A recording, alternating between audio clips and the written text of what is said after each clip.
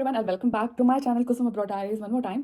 और आज की इस वीडियो में मैं बताने वाली हूँ कि एनक्लिक्स एग्जाम पास कर लिया था मैंने 2024 में, और उसके बाद भी मेरा ऐसा कोई भी प्लान नहीं है कि मैं यूएस जा रही हूँ या यूएस का अपना प्रोसेस या जॉब या कुछ भी ऐसा शुरू कर रही हूँ। मेरा कोई प्लान अभी नहीं है। क्यों नहीं है? बहुत सारे लोगों ने मैसेज भी किया था और पूछा भी था कि आप एक वीडियो बनाओ, कंपेयर करके बताओ यूके और यूएस के बारे में, और ये भी बताओ कि आपका एनक्लिक्स एग्जाम अगर क्लियर हो चुका है तो आप क्यों मूव नहीं कर रहे हो, आप अपना पॉइंट ऑफ व्यू बताओ। तो ये जो वीडियो है ये पूरा का पूरा मैंने कुछ इन्फॉर्मेशन जो भी मैंने गैदर की है और जो रिसर्च की है उसके अकॉर्डिंग मैं बना रही हूँ, और ये मेरा ओपिनियन है कि मैं क्यों नहीं जा रही हूँ और मैं क्यों नहीं जाना चाहती हूँ US.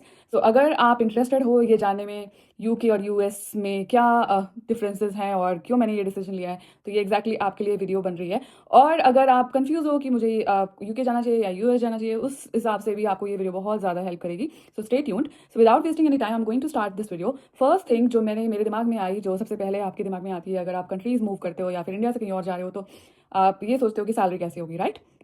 So first thing obviously salary के बारे में मैंने सोचा और रिसर्च भी की। जो सैलरी यूएस में सैलरी है, ऑब्वियसली वहाँ की सैलरी ज़्यादा है। और यूके की जो अभी सैलरी, जो फ्रेश एक नर्स होती है, फ्रेशर जो होता है, उनको जो सैलरी मिलती है, जो बैंड 5 की सैलरी, जो अराउंड 30,000 पाउंड्स एनुअल इनकम होती है यूके में, वही अगर आप कंपेयर करोगे यूएस के सैलरी स्केल से। सो फ्रेश एक नर्स अगर है जो विदाउट एक्सपीरियंस जा रही है, तो यूएस में वो सैलरी हो जाती है 50,000 पाउंड्स पर ईयर एनुअल, और उससे भी ज़्यादा। ठीक है, 50 मैंने बस बेसिक बोला है, और ज़्यादा होती है, 50 टू 70 80 हो सकती है। ये मैं और ऑल्सो ये जो मैं बता रही हूँ ये मैं बेसिक बता रही हूँ।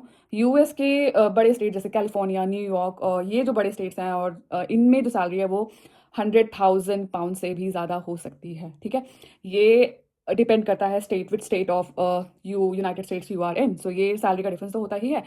बट जैसे यूके में क्या है, आपकी सैलरी बेशक 30,000 पाउंड आपको फ्रेश, अगर एक फ्रेश नर्स हो तो आपको मिलती है बैंड 5 पे, बट आपको आगे अलग और सारे बेनिफिट्स मिलते हैं यूके में। यूके में एनएचएस है, जो पता ही होगा आपको, नेशनल हेल्थ सर्विस, जो कि एक पब्लिक हेल्थ सर्विस है, और फ्री ऑफ कॉस्ट मिलता है।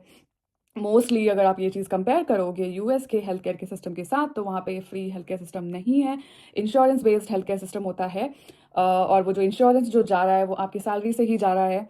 यूएस में अगर आप एज अ नर्स जॉब करोगे तो वहाँ पे आपको इंश्योरेंस पे करना है अपनी सैलरी से, और ये इंश्योरेंस जो है टाइड होता है आपके एम्प्लॉयर के साथ। ठीक है, तो फॉर एग्जाम्पल आपने किसी एक ऐसे एम्प्लॉयर को ज्वाइन किया है, तो उन्होंने आपका वीज़ा स्पॉन्सर किया है, तो उन्हीं के साथ आपका इंश्योरेंस भी टाइड रहता है। तो इंश्योरेंस के चार्जेस एंड देन और भी कुछ अलग चार्जेस हैं, वो सारे चार्जेस आपको पे करने होते हैं हेल्थ केयर बेनिफिट लेने के लिए। उसके बावजूद भी जो हेल्थ केयर बेनिफिट आपको मिलेंगे वो सारा का सारा फ्री नहीं होता है, और वो आपको पे करना पड़ता है।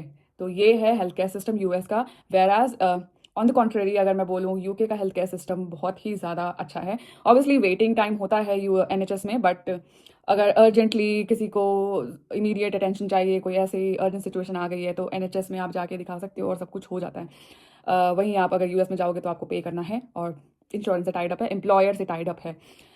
NHS obviously free of cost तो है ही, प्लस ये भी है कि अगर आप एम्प्लॉयर अपना चेंज करते हो यूके में, फॉर एग्जांपल आपने एक साल किसी एक एम्प्लॉयर के साथ काम किया एनएचएस में, फिर आपने एम्प्लॉयर चेंज कर दिया, तो वो जो चेंज करने का जो ट्रांजिशन टाइम जो है, जो वो टाइम पीरियड है, उसमें भी आप NHS services free of cost avail कर सकते हो।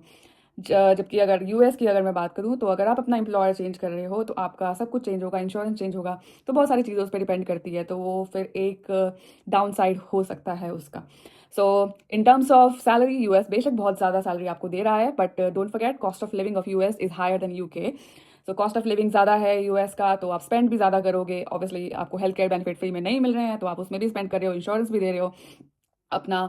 सो ये सारी चीज़ें देख के ही अगर आप जा रहे हो, तो और अगर आप यूके से मूव कर रहे हो, तो ज़रूर ये सारी चीज़ों को कंसिडर करना। सिर्फ ये मत देखना कि हाँ इतनी ज़्यादा ज़्यादा सैलरी है तो फिर ऑब्वियसली यूके से कंपेयर करोगे तो ज़्यादा ही है वो, बट और भी ज़्यादा, और भी बाकी चीज़ें भी है, कॉस्ट ऑफ लिविंग होता है, एजुकेशन होता है, ये सब बच्चों की एजुकेशन एंड ऑल की मैं बात कर रही हूँ, तो वो सारी चीज़ें भी अगर आप देखोगे तो उसके मामले में अगर आप कंपेयर करोगे तो यूके इज़ बेटर, और यूएस उसमें फेल है।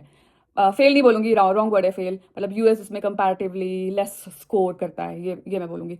ऑब्वियसली अगर मैं लीव्स की बात करूँ, तो बहुत ही अच्छी लीव्स, और मैं सिर्फ एनएचएस की बात नहीं कर रही, मैं यूके के एम्प्लॉयर की बात कर रही हूँ। यूके में कोई भी एम्प्लॉयर्स है तो ऑब्वियसली वो मैटरनिटी बेनिफिट्स देते हैं अपने एम्प्लॉयज़ को, सो उनको पूरी मैटरनिटी लीव्स मिलती हैं, वो भी पेड होती है लीव्स। देन सिक लीव्स होती हैं, पेड सिक लीव्स होती हैं, सिर्फ एनएचएस ही नहीं, और दूसरे एम्प्लॉयर्स की भी मैं बात कर रही हूँ यूके में। प्लस आपको 30 days, 28 to 30 days of annual leave मिलती है हर साल। ये मैं यूके का बता रही हूँ, irrespective of employer, private public, ये मिलती है यूके में, राइट?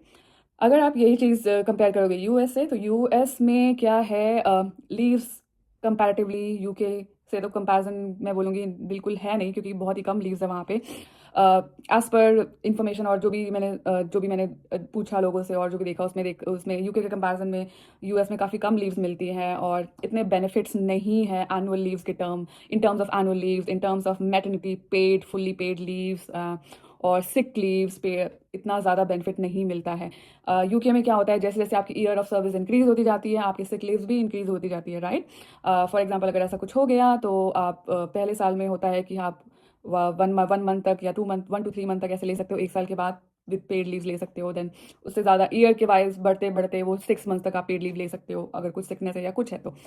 ये चीज़ आप मिस करोगे यूएस में, क्योंकि जैसे मैंने पहले ही बताया कि इंश्योरेंस होता है वहाँ पे, इंश्योरेंस बेस्ड है, और हेल्थ केयर में इंश्योरेंस के लिए बाद भी आपको पे करना पड़ता है। और आपका जो इंश्योरेंस, अगर आप यूएस में एज अ नर्स काम कर रहे हो, तो वो एम्प्लॉयर से टाइड अप होता है, वो आपका अपना नहीं है कि हाँ आप कभी भी कर लो। वो एम्प्लॉयर, जिस भी एम्प्लॉयर के साथ आप काम कर रहे हो, उससे टाइड अप होता है। तो ये है डिफरेंस गाइज। तो कुछ अच्छा है तो कुछ बुरा भी है, तो ये सारे आप पैरामीटर्स पूरा अच्छे से मैप कर लेना before you take that big decision that you are leaving UK and going to the US. Obviously और भी कई चीज़ें हैं। फॉर एग्जांपल अगर आप देखोगे नर्स पेशेंट रेशियो, तो यूके में ऑब्वियसली पेशेंट रेशियो ज़्यादा है, यूएस में कम है। इक्विपमेंट सर्विसेज की बात करूँ तो यूएस में आपको बेटर मिल जाएगी, बट वही अगर बात दूसरी चीज़ों की मैं करती हूँ, जैसे लीव्स की मैंने बात करी तो वो, और हेल्थ केयर की बात करी तो वो एक नेगेटिव पॉइंट हो जाता है, ठीक है। और अगर मैं बात करूँ क्राइम रेट की, तो obviously UK factually is a safer country than US. और यूके में तो जो पुलिसमैन होते हैं ना, वो जो पुलिस होते हैं एक्चुअल, वो लोग भी हमेशा गन कैरी नहीं करते हैं, और यूएस में तो एक नॉर्मल सिविलियन के पास भी ये राइट है कि वो गन रख सकता है। सो बहुत सारी चीज़ें होती हैं, तो क्राइम रेट यूएस में ज़्यादा है। और यूके के लोग फैक्चुअली ये प्रूवन है एविडेंस के साथ कि पोलाइट ज़्यादा है यूके में लोग, और हेल्पिंग ज़्यादा हैं। वेर एज मैं खुद तो यूएस नहीं गई हूँ, तो बस मैंने जो ये डेटा से और जो लोगों से ही पता किया है, तो उससे ही पता चला है। तो यूएस में वो थोड़ा सा अलग है, तो हाँ इतना आपको पोलाइट और हेल्पफुल लोग नहीं मिलेंगे यूएस में, ये तो है। वर्क कल्चर की अगर मैं बात करूँ तो कंपैरेटिवली देखा जाए तो दोनों जगह ही 12 आवर की शिफ्ट होती है, बट जैसे कि यूके में ऑब्वियसली नर्सिंग डिग्री कोर्स और प्रोफेशनल कोर्स है। सो और एक स्पेशलाइज्ड डिग्री, अगर स्पेशलाइज्ड नर्स आप माने जाते हो, जैसे कि अगर फॉर एग्जांपल मैं अपनी बात करूँ, मैं एक अडल्ट नर्स हूँ, और मैं अपने उस डिपार्टमेंट में स्पेशलाइज्ड हूँ, तो if I start as an adult nurse, right? US में obviously multiple ways of entry to nursing है। उनके पास 2 इयर्स प्रोग्राम भी होता है, बट वो नर्सिंग पूरा नर्सिंग प्रोग्राम नहीं है। बीएसएन उनका प्रोग्राम होता है, bachelor of science in nursing, जो 4 इयर्स का प्रोग्राम होता है, बट वो स्पेशलाइज नहीं होता है। जैसे यूके में स्पेशलाइज नर्सेज होती हैं, और वो 3 साल का कोर्स करके फिर उसी स्पेशलाइज डिपार्टमेंट में काम करने के लिए जाती हैं। वहाँ पे जैसे इंडिया में हमारा 4 इयर्स का जनरल प्रोग्राम होता है, वैसे ही नर्सिंग का यूएस में जनरल प्रोग्राम होता है। तो वो जनरल प्रोग्राम पहले करते हैं, उसके बाद वो जाके स्पेशलाइजेशन किसी डिपार्टमेंट में जाके काम करना जब शुरू करते हैं, फिर वो स्पेशलाइजेशन करते हैं, ठीक है। तो ऐसा ये एक डिफरेंस है, जो कि अगर आप इंडिया से हो और अगर आप एक इंडियन नर्स हो, अगर आपने इंडिया में पढ़ाई की है, तो आपको उस चीज़ से ज़्यादा फर्क नहीं पड़ेगा। पर अगर आप यूके में पढ़े हो और यूके से आपने नर्सिंग की है, तो आपको उसका ज़्यादा फर्क पड़ सकता है कि हाँ स्पेशलिटी का थोड़ा डिफरेंस हो जाता है, कि initially when you are starting you are not actually specialise, आप जस्ट जा रहे हो, और वो general in terms of generally आपको ही ले रहे हैं। ये डिफरेंस हो जाता है। और भी डिफरेंस है कि जैसे मैंने पहले भी बोला कि यूके में एक ही वे है कि yes you will start as a registered nurse band 5, whereas US में there are multiple ways of entry. और इन टर्म्स ऑफ, ये बस मैंने रिसर्च से देखा है, इन टर्म्स ऑफ रिस्पेक्ट और in terms of other things and in terms of autonomy and all, ये सारी चीज़ें देखने के बाद रिस्पेक्ट की स्पेसिफिकली मैं बात करूँगी कि यूके नर्सेस को ज़्यादा रिस्पेक्ट मिलती है। और वहीं अगर आप देखोगे यूएस में, तो यूएस में एक हायरार्की सिस्टम ज़्यादा फॉलो होता है। तो the higher the education you have, higher the qualification experience you have, higher respect you get. ऐसा होता है, ठीक है। और ये मैं नहीं बोल रही हूँ, ये मैंने रिसर्च किया है और जो भी मैंने पाया है उसके अकॉर्डिंग मैं बोल रही हूँ। कुछ डिफरेंसेस तो हो सकते हैं ऑब्वियसली, ये मैं पूरा जनरलाइज नहीं कर रही हूँ, पर ये मैं बस आपको बता रही हूँ कि ऐसा आप फेस कर सकते हो कि जो अगर आप यूके से जा रहे हो, तो आपको ये डिफरेंस लगेगा कि यार यूके में तो मेरी as a registered nurse I was really respected very well, but US में आपको डिफरेंस फील हो सकता है कि नहीं यहाँ पे उतनी रिस्पेक्ट नहीं मिल रही है और यहाँ पे उतना नहीं मिल रहा है। तो ये आपको फील हो सकता है अगर आप यूके से जा रहे हो। इंडिया से जाओगे तो इतना फ़र्क नहीं पड़ेगा, क्योंकि ऑब्वियसली इंडिया की नर्सिंग, और आपको पता ही है इंडिया में नर्सिंग करने के बाद अगर आप यूएस जाओगे डायरेक्टली, तो आपको अच्छा लगेगा। बट अगर आप यूके में नर्सिंग करने के बाद यूएस जाओगे, तो आपको वो डिफरेंस फील हो जाएगा ईजिली। सो ये है गाइस। और मैंने एनक्लेक्स कर लिया और फिर भी मैं नहीं जा रही। मैंने एनक्लेक्स अपना क्लियर किया था 2024 दिसंबर में, और फिर भी मैंने डिसाइड किया है कि मैं आगे प्रोसीड नहीं करूँगी। और मैंने क्यों किया, बस I just wanted to to just get it done and obviously backup plan भी मैं चाहती थी और मैं देखना भी चाहती थी कि हाउ आई एम, मैं एग्ज़ाम क्लियर कर पाऊँगी कि नहीं। Just for my personal growth मैंने ये किया और मैंने ये डिसाइड किया है कि obviously UK in terms of stable अगर रहना है तो आपको ज़्यादा स्टेबल आप रह सकते हो यूके में। सो ये एक पॉइंट है। ऑब्वियसली लीव्स एनुअल लीव्स और all sort of leaves, paid leaves, वो भी है। मैंने ये मेरा पर्सनल एक्सपीरियंस और ये मेरा पर्सनल ओपिनियन है कि यूके में people work and people live their life to fullest, और वो ट्रैवल कर सकते हैं, यूरोप पास में है, कहीं भी जा सकते हैं। और as per researches, as per evidences, UK के लोग ज़्यादा ट्रैवल करते हैं अमेरिका के लोगों से। तो ऑब्वियसली दे लिव लाइफ और they live longer as per researches, better life also. Cost of living भी यूके में कंपेरिजन ऑफ विद यूएस कम है। और ऑब्वियसली आपको यूएस में करियर ग्रोथ के लिए अगर आप जाना चाहते हो तो आप जाओ, बट हाँ, डोंट फॉरगेट, आप कहीं भी अगर कंट्री चेंज कर रहे हो तो आपको हो सकता है ज़ीरो से स्टार्ट करना पड़े और फिर आपको बिल्ड करना पड़े।